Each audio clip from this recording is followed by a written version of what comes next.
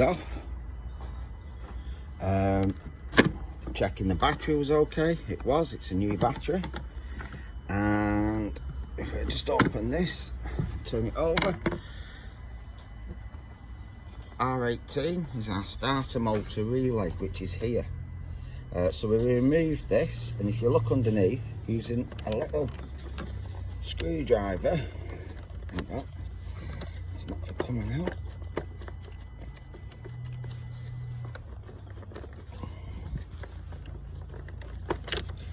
If you use a little screwdriver on the underside, you can flick those little clips off, take the lid off the relay, and when you put it back in, if you get an assistant to press your start button, you should see the relay kick in. You can test you've got a voltage on this side coming into the relay, and you can prove that it switches over.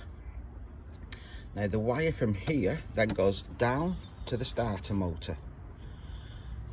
It goes no other places, and when I tested that, there was no voltage at the starter motor when trying to start it.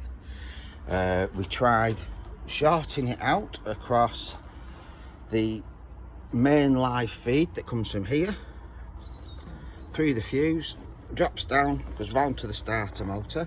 We tried shorting it between that and the engage, and it did nothing.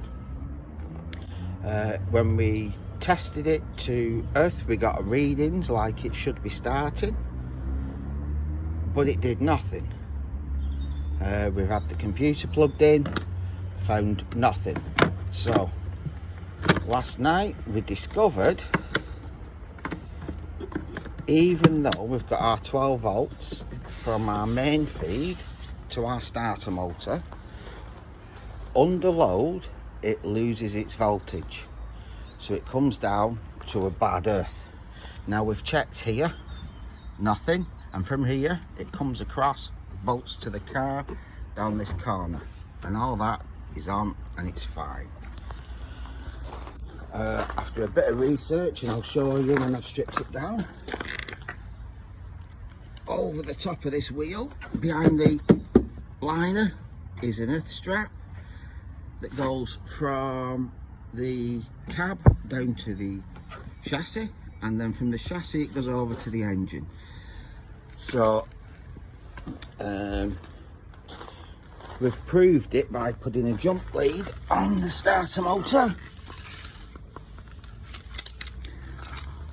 and then on the negative side of the starter motor, and then onto the battery like that.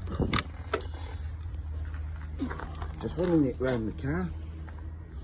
Do you push to start, the car starts first time, so we know for a fact it's definitely an earth issue.